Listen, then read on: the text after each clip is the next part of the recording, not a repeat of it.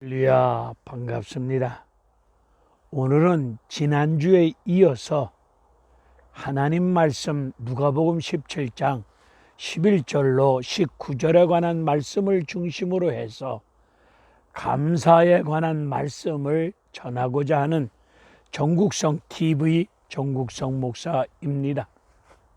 2020년 올 한 해도 하나님께서 나와 여러분의 인생 걸음을 인도하여 주셨고, 머리털까지 세신 바 되신 여호와 하나님께서 우리의 형편 처지 모든 것을 아시는 여호와 하나님께서 우리네 인생살이 구석구석 보살펴 주셨고, 함께하여 주셨고, 먹여주시고 입혀주시고 도와주신 하나님의 넘치는 사랑의 손길 앞에, 은혜의 손길 앞에 이 한 자리를 빌려서 다시금 감사를 드립니다. 2020년 그 어느 해보다도 혹독한 한 해였고 어려운 한 해였습니다. 연초부터 코로나 전염병으로 인하여서 우리 대한민국 국민들이, 온 인류가 한 번도 경험해보지 못한 고통, 아픔, 괴로움을 겪을 수밖에 없었고, 지금도 그 전염병으로 인하여서 생활 전반에 불편과 어려움을 겪고 있습니다. 직장을 잃어야 됐고, 사업장을 문 닫아야 됐고, 우리 학생들은 학교에서 공부를 제대로 할 수 없는 어려움을 겪었습니다. 우리 기독인들은 하나님 앞에서, 교회에서 예배, 기도 생활, 믿음 생활 전반에 걸쳐서 불편과 어려움을 겪고 있습니다.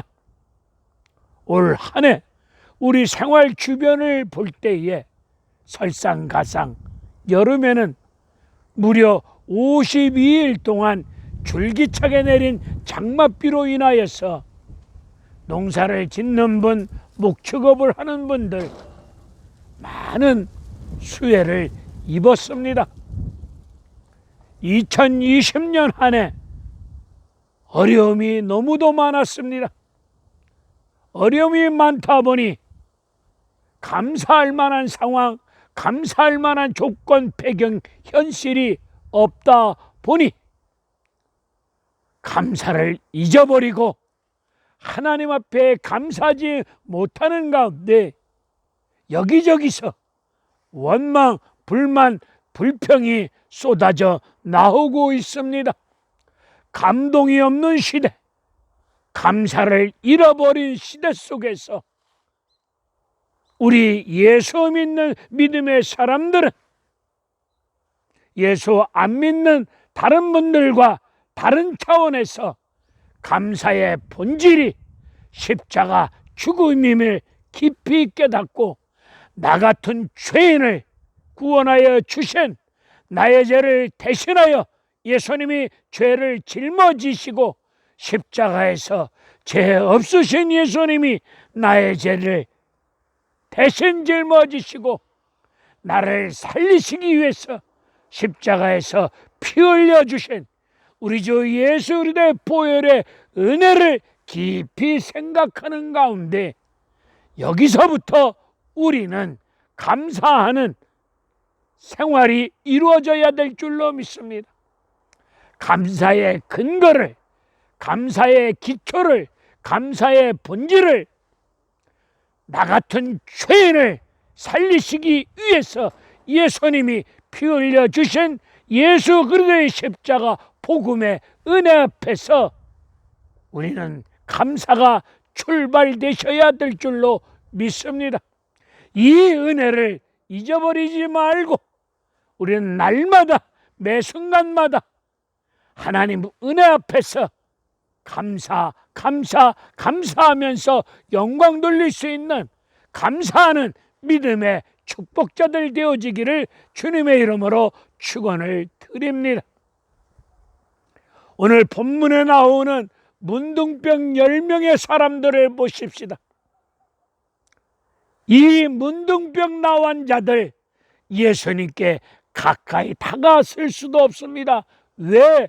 부정한 자들로 이들은 예수 앞에 가까이 다가서지도 못하고 멀리 서서 예수님을 향하여 소리를 지르며 부르짖고 있습니다. 이 죄인을, 이 부정한 자를 불쌍히 여겨달라고 몸부림치며 애절한 심령을 쏟아놓고 가까이 다가서지도 못한 가운데 멀리서나마 우리 예수님께 소망을 두고 우리 예수님이 각색 병든 자를 치유하여 주셨다는 말씀을 들은 이들은 나 같은 부정한 죄인을 살리실 분은, 고쳐주실 수 있는 분은 오직 예수님밖에 없음을 굳게 믿고 예수님이 각색 병든 자를 치유하여 주셨다는 말씀을 듣고 예수님께 소망을 둡니다. 이 비참한 인생들이, 이 가장 불쌍한 인생들이 말씀을 듣고 말씀 속에서 소망을 품고 예수님께 소리를 지르며 애절한 마음을 쏟아놓고 이 죄인을 불쌍히 여겨달라고 몸부림을 치고 있습니다. 마가복음 5장에 나오는 혈루증을 앓고 있는 이 여인, 이 병은 저 병은 치료받기 위하여 있는 돈 없는 돈 다 허비하였습니다. 죽어가던 차에, 더 몸이 중하던 차에 예수님에 대한 말씀을 듣고 이 여인 예수님께로 나옵니다. 예수님께 다가서서 예수님 옷자락을 만짐으로 말미암아 구원의 은혜를 입었습니다. 이 나환 자 문둥병 10명은 예수님께 가까이 다가설 수도 없습니다.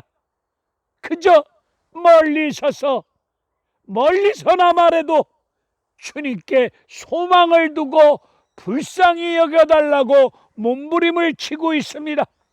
레위기 13장 14, 15절의 말씀을 보면 이 문둥병자들은 부정한 자들로서 가족과 함께 살 수 없고 떨어져 격리되어져서 살 수밖에 없는 가운데 사람을 만나면 머리를 풀어 제끼고 나는 부정한 자로다 소리치며 삶을 살아갈 수밖에 없는 가운데 몸은 썩었고 썩은 냄새를 풍기는 가운데 가족과 함께하지 못하는 마음고생과 마음의 고통과 육체적인 고통 속에 아픈 인생을 살아갈 수밖에 없는 사람들입니다.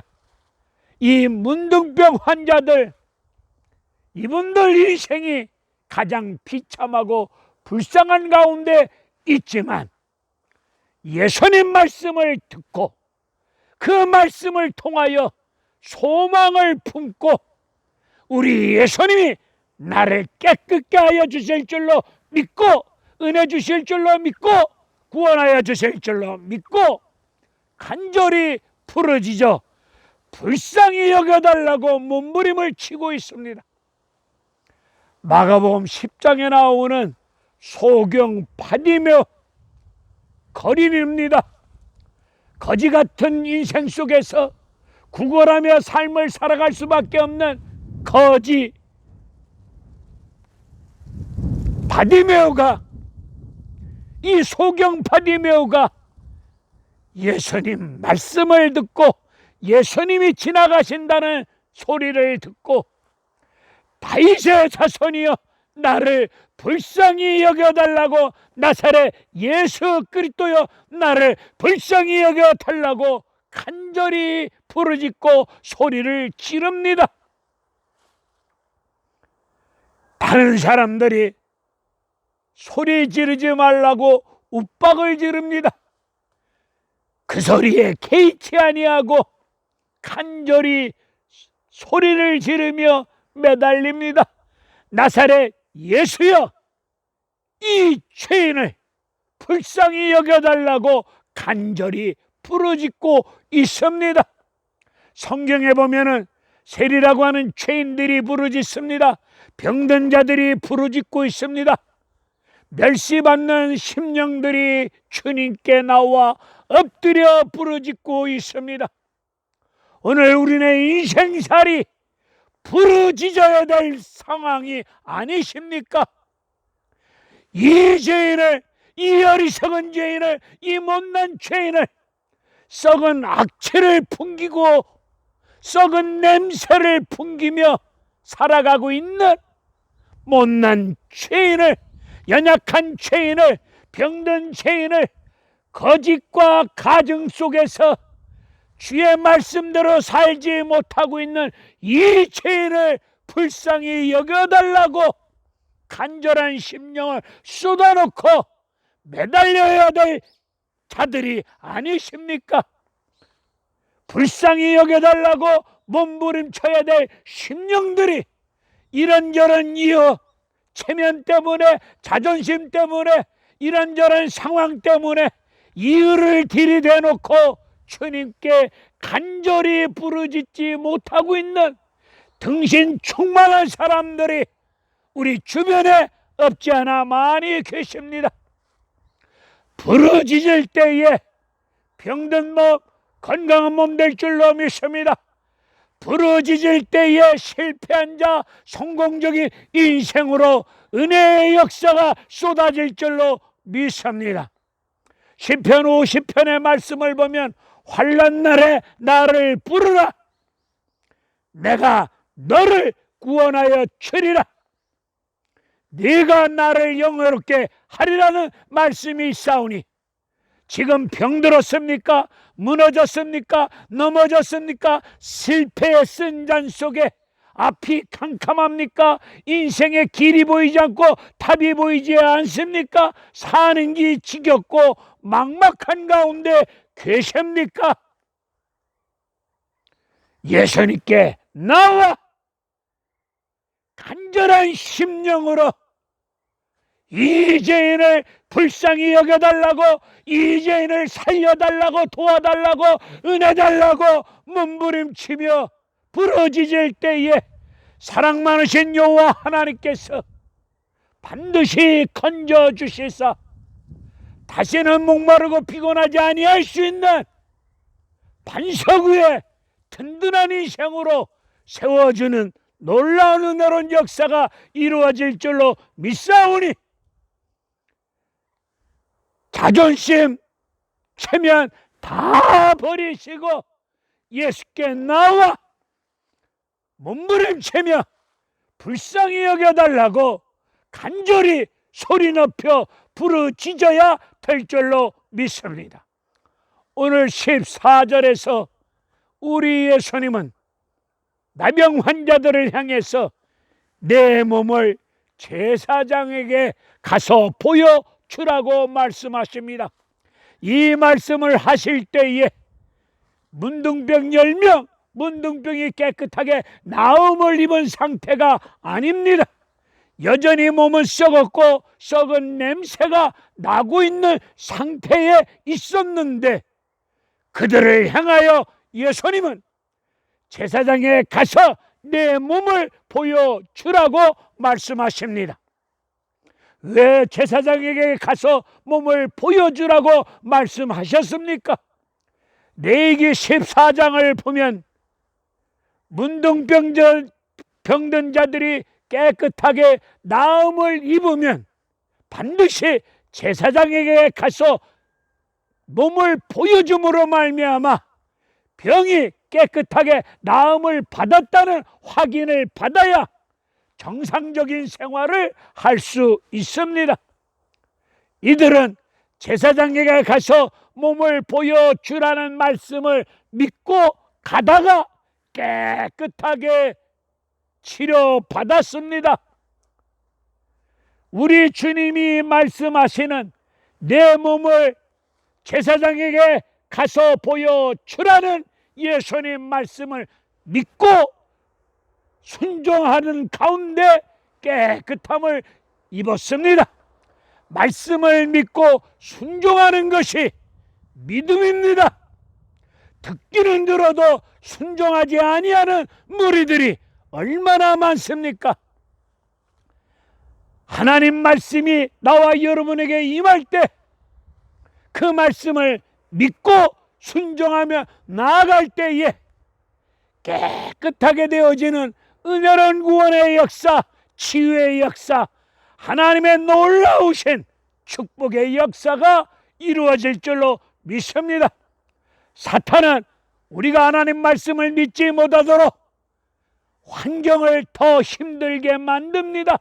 먹고 사는 인생살이 힘들게 함으로 말미암아 힘든 환경 때문에, 내 주변의 사람들 때문에 이런저런 사건, 이런저런 이유를 대놓고 말씀을 믿지 못하도록 사탄은 유혹하고 방해합니다. 아무리 힘들고 배고프고 어렵고 괴롭고 답답하더라도 병든 자리에서 아픔의 신음소리를 낼 수밖에 없는 고통의 자리에 있다 할지라도, 눈에 보이는 것이 없고 손에 잡히는 것이 아무것도 없다 할지라도 하나님이 말씀하시면 이 눈에 아무 증거 아니 배워도 믿음으로 나가세, 우리 이렇게 찬송하는 것처럼 눈에 보이는 게 없어도 주님의 말씀을 믿고 나아갈 때에 은혜로운 구원의 역사, 치료의 역사, 사랑의 역사, 기적의 역사, 축복된 역사가 강한 성령의 역사 속에 이루어질 줄로 믿습니다. 요한복음 11장, 죽은 지 이미 나흘 무덤 속에 썩은 송장 냄새 나는 나사로를 우리 예수님이 살리시기 위해서 하늘을 우러러 감사하십니다. 하늘을 우러러 감사할 때에 무덤 속에 죽어 썩은 냄새 나는 나사로가 살아나오는 놀라운 생명의 역사가 일어났습니다. 우리 예수님, 무덤 속에 있는 나사로가 살아 움직이는, 발꾸락이 살아 움직이는 조짐을 보고 감사하셨습니까? 내 말을 들으시는 하나님께 먼저 눈에 보이는 것이 없다 할지라도 우리 예수님은 하늘을 우러러 감사할 때에 죽었던 나사로가 살아나는 생명의 역사가 일어났습니다. 한 번도 무너질 줄 몰랐던 여리고성, 총칼로 무너뜨린 거 아니지 않습니까? 하나님 말씀, 여리고성을 도르라, 여리고성을 도르라는 하나님의 말씀을 믿고 순종하였을 때에 여리고성이 무너지는 은혜로운 역사가 임했습니다. 요단 강물이 넘실거립니다. 밟을까 말까 망설이고 계산하지 않습니다. 밟으라고 하시는 여호와 하나님 말씀을 믿고 요단강물을 밟을 때 요단강물이 갈라지는 역사가 임했습니다. 소경, 나면서 맹인 우리 예수님이 침을 뱉으시고 진흙을 이기시고 그 흙을 소경 눈에 바르십니다. 그리고 실로암에 가서 씻으라 말씀할 때에 그 소경, 실로암에 가서 씻으라는 말씀을 믿고 순종할 때에 눈이 떠지고 밝아지는 역사가 임했습니다.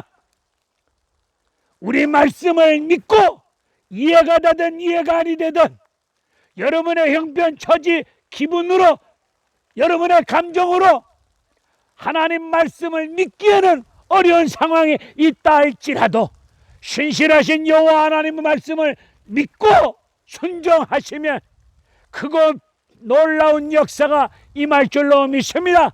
오늘도 말씀을 믿고 순종하는 자들을 통해서 하나님은 역사하고 계십니다. 데살로니가전서 2장 13절의 말씀을 보니까 하나님은 역사하시는 분이신데 하나님 말씀을 믿는 자 속에서 역사하고 계신다고 말씀하고 계시오니 말씀을 믿고 순종할 때에 순종하는 여러분을 통해서 하나님 말씀이 살아 움직이는 역사가 임할 줄로 믿습니다. 마태복음 13장 58절의 말씀을 보니까 말씀을 믿지 아니할 때에 예수님 그냥 지나가십니다. 하나님 말씀을 믿고 순종함으로 말미암아 하나님의 놀라우신 은혜로운 기적의 역사를 체험하시고 깨끗한 인생으로 건강한 인생으로 회복되어져서 걷고 뛰고 찬양함으로 영광 돌릴 수 있는 믿음의 축복자들이 되시기를 바랍니다. 10명이 가다가 다 고침받았습니다. 그 중에 한 명만 예수님께 나와 엎드려서 예수님께 감사로 영광 돌립니다. 이때 예수님이 한 명에게 묻습니다. 10명이 다 깨끗하게 받았는데 9명은 어디에 갔느냐? 아담이 에덴 동산에서 하나님 말씀을 불순종하고 하나님 낯을 피하여 도망가 숨었을 때에 우리 하나님이 아담을 향하여 묻습니다. 아담아, 아담아, 네가 어디 있느냐? 오늘 예수님이 감사하지 못하고 있는 9명을 향해서 9명은 어디에 있느냐? 오늘 우리도 예수 그리스도를 통해서 엄청난 은혜, 사랑, 축복을 받아 누리고 있는데 9명처럼 예수님께 엎드려서 감사하지 못하고 있는 이런 연약한 존재는 아니신지요? 이들은 왜 감사하지 못하였을까요? 우선순위 깨끗하게 치료받았을 때 먼저 하나님께, 먼저 주님께 감사 돌려야 되는데 이들의 우선순위가 예수님이 아니었습니다. 자기 가족들이 우선순위인 것 같습니다.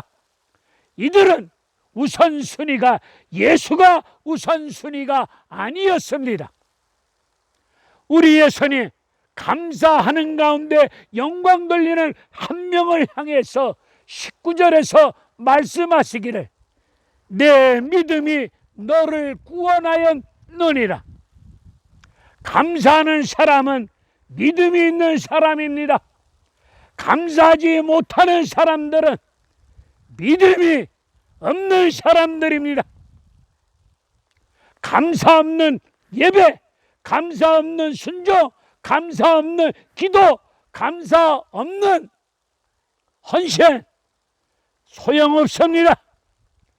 기도도 예배도 순종도 헌신도 감사하는 가운데 기도하시고 감사하는 심령으로 하나님 앞에 나와 예배 드리시고 감사하는 가운데 주어진 직분과 사명을 쫓아 헌신, 충성, 봉사, 섬겨야 될 줄로 믿습니다. 감사와 사랑은 같은 동의어입니다. 하나님을 사랑하는 자들은 반드시 하나님 앞에 감사합니다. 저는 추수감사절을 맞이할 때마다 우리 대한민국 똑같은 국민이었던 손양원 목사님이 떠오릅니다. 그분은 자기 아들을 죽인 원수를 어떻게 사랑할 수 있었으며 그 자기 아들을 죽인 원수 같은 그 존재를 주의 사랑으로 사랑하는 가운데 양아들 삼을 수 있었을까? 우리는 내 생활 주변에서 내 손자 새끼들이 동네 아이들에게 젖터지고 들어오면 손자를 데리고 나가서 동네 아이들 앞에서 누가 내 손자를 때렸느냐고 우리는 소리치면서 내 손자 새끼 때린 놈들을 찾아내어서 이에는 이로 주먹에는 주먹으로 대갚아주는 그리스도인인데도 이런 생활 하고 있다면 이것 또한 문제일 줄로 믿습니다. 추수 감사절기를 맞이해서 우리 다시 한번 감사의 본질을 깊이 깨닫고 범사 모든 일 앞에 슬픈 일, 기쁜 일, 좋은 일, 나쁜 일, 큰 일, 작은 일, 우리네 인생 삶 속에서 일어나는 모든 일 하나님의 은혜인 줄로 믿으시고 그 슬픔, 고통 속에도 우리가 느낌이 없고 깨달음이 없지만 하나님이 우리를 향하신 뜻과 섭리가 있음을 깨닫고 무조건 이유 달지 말고 감사하며 나아가실 때에 여러분 인생길 위에 행복이 쏟아질 줄로 믿습니다. 감사하는 심령들이 예수 그리스도 은혜 가운데 복되고 행복한 인생 삶이 은혜 아래 이루어질 줄로 믿습니다. 우리 모두 하나님의 은혜임을 굳게 믿고 엎드려서 감사하는 신앙생활 해 가시기를 주님의 이름으로 축원드립니다. 할렐루야, 감사합니다.